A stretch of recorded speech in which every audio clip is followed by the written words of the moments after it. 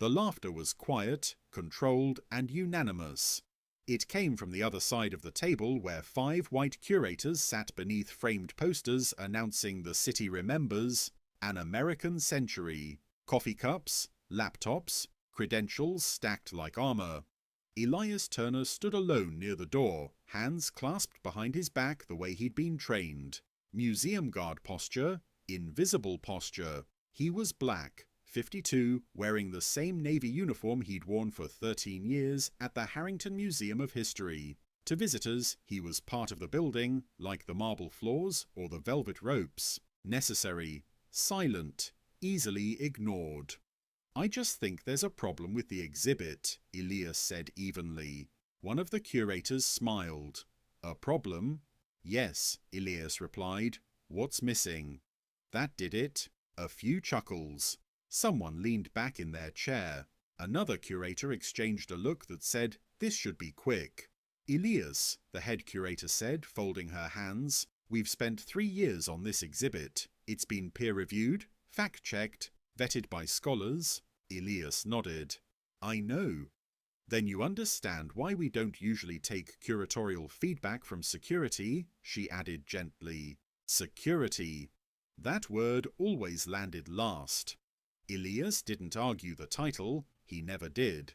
Instead, he stepped forward and placed a slim cardboard box on the table. It looked out of place among the polished laptops and branded notebooks. What's that? Someone asked. My archive, Elias said. That earned a laugh, louder this time. Your what? A younger curator asked, eyebrows raised. Elias opened the box. Inside were folders, old ones, hand-labelled, newspaper clippings yellowed with age, photographs, letters, ticket stubs, donation receipts, marginal notes written in careful ink. I've been guarding Gallery 4 for over a decade, Elias said. The American Century Wing. I listen to tours. I answer visitor questions when no one else is around. And when people correct the plaques, I write it down. The head curator sighed. Elias, this isn't... You say this exhibit tells the story of the city, Elias continued calmly, but it only tells one version, the one that had buildings named after it. The room stiffened. One curator closed his laptop. Are you suggesting we're... What? Erasing history? I'm saying you curated comfort, Elias replied, not truth. Silence fell hard. That's inappropriate, the head curator said sharply now, and frankly, offensive. Elias met her eyes. Then explain why every mention of labour uprisings is 2 sentences long, why black-owned businesses only appear after 1975, why the photo labelled Urban Decline shows my neighbourhood, but the redevelopment section doesn't. Someone scoffed. This is not your area of expertise. Elias reached into the box and pulled out a photograph. This was taken in 1948, he said. It's of the same street you call blighted in panel 12. That's my grandfather's shop. He donated to this museum. The receipt is in your archives. He slid the paper across the table. No one touched it. You archived the object, Elias said, not the story. The head curator stood. This meeting is over, she said coldly. Elias, you're a valued member of staff, but this is not appropriate. Please return to your post. Dismissed. Elias nodded once, closed the box, and walked out. In the hallway, tourists drifted past him, reading plaques he now knew by heart. He resumed his post in Gallery 4, standing beneath a massive timeline titled Progress. But something had shifted, because Elias Turner had not just guarded the exhibits, he had guarded the gaps. For years, after every shift, he went home and added to the archive. He cross-checked labels with oral histories he heard from visitors. He matched museum narratives against city records no one bothered to display.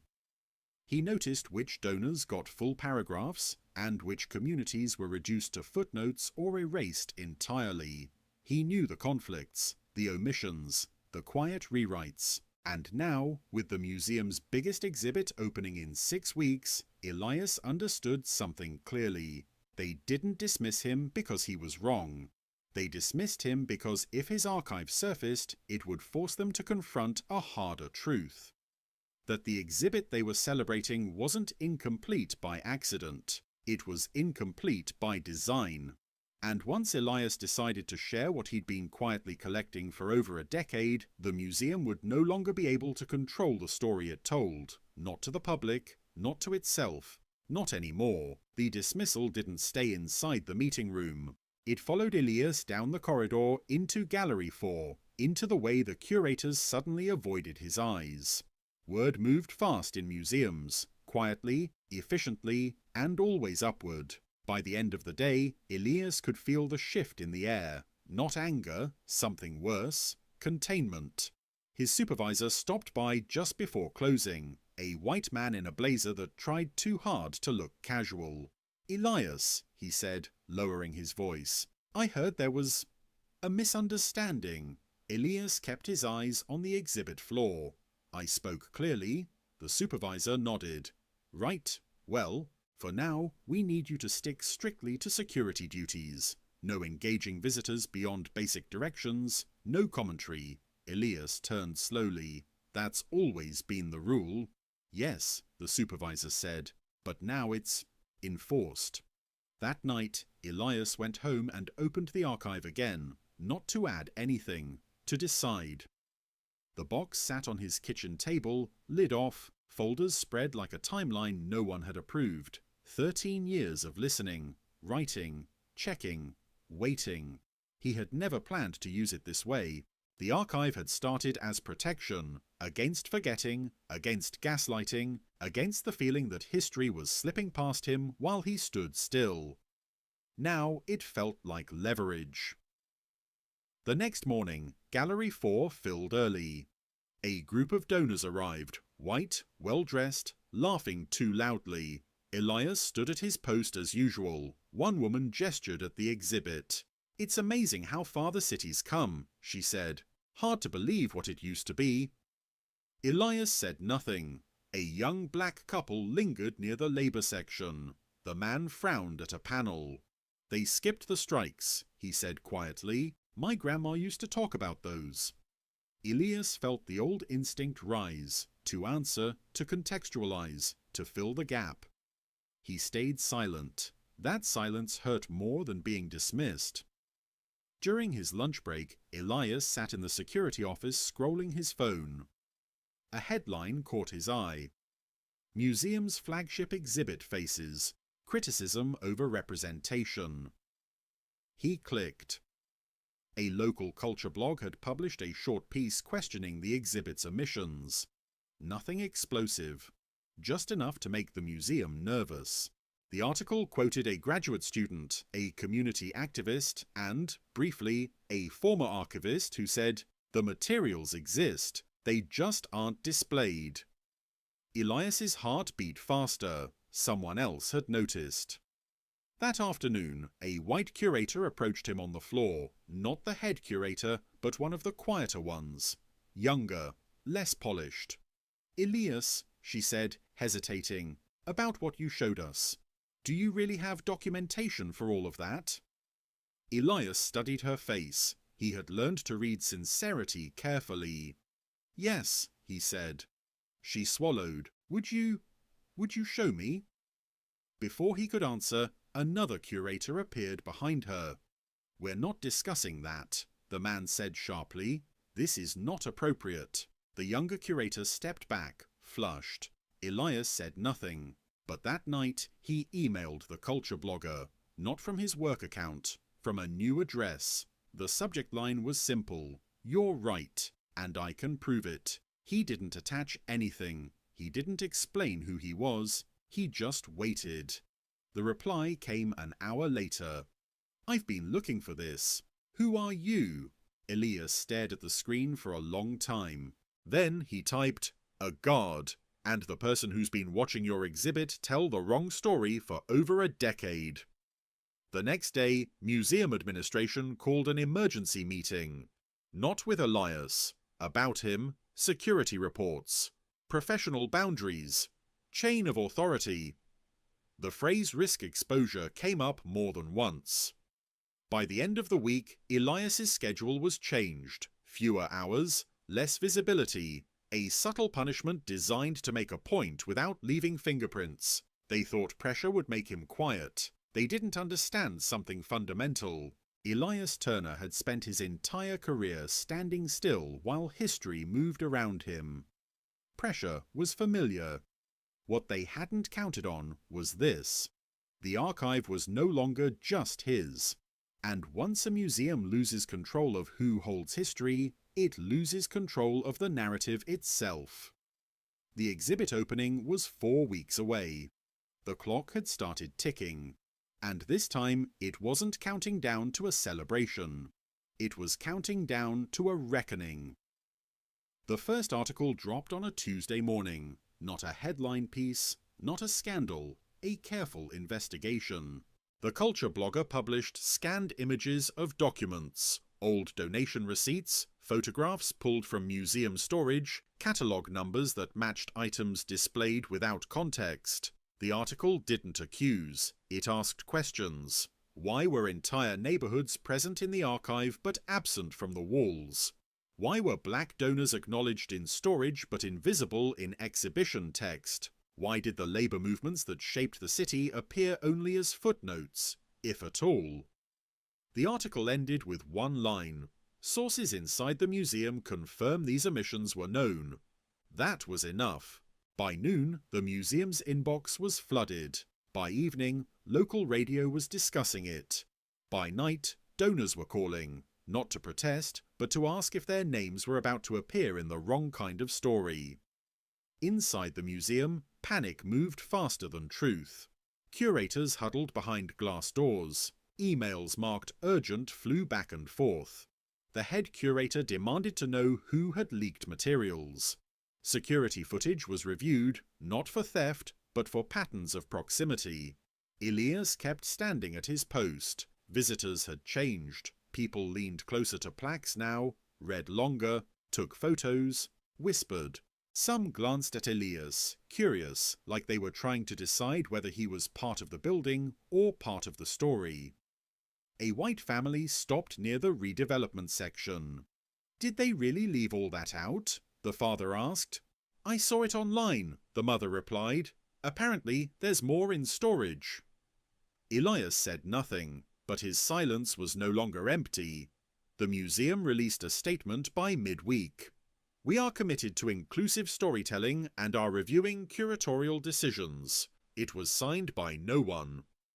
Behind the scenes, the head curator demanded Elias be questioned. Human Resources called him in on Thursday. 2 people sat across from him, both white, both smiling in a way that didn't reach their eyes. A folder lay open on the table, not his archive, his file. "Elias," one of them began, "we're conducting an internal review. We just need to clarify your role." "My role?" Elias asked calmly. "Yes," the other said. "Specifically, whether you accessed archival materials beyond your authorization." Elias leaned back slightly. "Everything I referenced was publicly catalogued." "That doesn't mean I didn't steal anything," Elias said evenly. "I read what you stored." They exchanged a look. "You understand," the first HR representative said carefully, "that distributing internal information can be considered misconduct." Elias met her gaze. "You understand that suppressing donor acknowledgement can be considered misrepresentation." Silence. That word, misrepresentation, hung heavier than accusation. The meeting ended without resolution. That night, the blogger published part 2. This time, names appeared. Donors whose contributions had been minimized, neighborhoods mischaracterized. A full list of archived materials never displayed, matched with the years curators claimed they were unavailable. The article credited an internal archival source. Not Elias, but everyone inside the museum knew. The Board of Trustees called an emergency session. One trustee, a white woman whose family name was on a gallery wing, asked a question no one wanted to answer. "If this guard knows this much, what else don't we know?" That question cracked something open. A junior archivist came forward anonymously, then another. They confirmed Elias's documentation, added their own, provided internal emails showing curators debating whether certain histories were too divisive for the exhibit's tone. The word tone appeared often. By the end of the week, the exhibit opening was postponed. Publicly, to incorporate new perspectives. Privately, because they were losing control. Elias's hours were restored, quietly, no apology, just an updated schedule. As he resumed full shifts, visitors began stopping him. Is it true? Did you really collect all this? Why wasn't it shown before? Elias answered the same way every time. I just kept records, he said. History was already there. Outside the museum, protests formed, not loud, but steady. Community groups demanded inclusion. Former donors asked for acknowledgement. Local news ran side-by-side images, the exhibit panels versus the archived photographs Elias had preserved. The contrast was undeniable. The museum had dismissed the guard because they believed authority came from credentials, not custody, because they assumed the people hired to protect the building would never protect the truth inside it. They were discovering, too late, that Elias Turner hadn't just guarded the exhibits. He had guarded the evidence, and now that evidence was standing in the open, refusing to be escorted back into storage. The opening was 2 weeks away, and for the first time in its history, the museum wasn't deciding what story to tell. It was being told what it had tried to hide. The board vote happened behind closed doors. No live stream, no press. Just 12 people seated around a long table, most of them white, all of them aware that the building outside was no longer on their side. The head curator didn't speak first. She couldn't. Instead, the museum's legal counsel laid out the risk: donor misrepresentation, public trust violations, archival suppression. Words chosen to sound clinical, but everyone heard the truth beneath them. This isn't about interpretation anymore, the lawyer said. It's about documentation. That word again. Documentation. Elias Turner's archive. When the vote came, it wasn't dramatic. No shouting, no righteous speeches. Just hands raised, one by one. The head curator was placed on indefinite leave pending review. 2 senior curators resigned for personal reasons. An independent historical review committee was announced before noon. The museum released a statement within the hour. We acknowledge that critical perspectives were excluded. This institution failed to live up to its mission. It was the first honest sentence they had written in years. Outside, cameras waited. Inside, Elias stood at his post as he always had. But now people looked at him differently. The exhibit reopened 6 weeks later. It was not the same. Entire walls had been rewritten. New photographs, once buried in storage, now filled the space. Donor names appeared where they always should have. Labour movements had timelines. Neighbourhoods had voices. QR codes linked to oral histories instead of sanitized summaries. At the entrance to Gallery 4, a new plaque stood. Not large, not decorative, just accurate. This exhibit was revised using materials preserved by museum staff and community members whose contributions were previously unacknowledged. No names. Everyone knew anyway. On opening day, a group of former curators stood near the back of the room, arms crossed, whispering to one another. Their expressions were tight, defensive, resentful, conflicted. They didn't clap. Across the room, families moved slowly from panel to panel. Elders stopped and pointed. Children asked questions their parents didn't have to deflect. Elias watched it all in silence. Later that afternoon, the museum director approached him, not with authority, with hesitation. Elias, she said, the board would like to formally acknowledge your work. Elias looked at the crowd, at the walls, at the stories finally allowed to breathe. I didn't do this for acknowledgement, he said. I know, she replied. That's why it matters. They offered him a position on the review committee, a title, a badge that opened doors he'd guarded for years without entry. Elias accepted one thing: access, not power, not prestige, access to the archive. Months later, a group of visiting scholars toured the museum. One of them, a white historian with a loud voice and confident posture, laughed softly during a discussion. "I still can't believe this started with a guard," he said. Elias, standing nearby, turned calmly. "It didn't," he said. "It started with the records." The historian flushed, because that was the part no one could argue with anymore. The museum had dismissed the guard because they believed history belonged to those who curated it, not those who watched it every day, because they confused authority with proximity to power. They learned the hard way that proximity to truth looks very different. Sometimes it stands quietly by the wall, sometimes it wears a uniform, sometimes it waits years without raising its voice, and when it finally steps forward, it doesn't ask permission to redefine the story. It simply opens the archive and lets the evidence speak.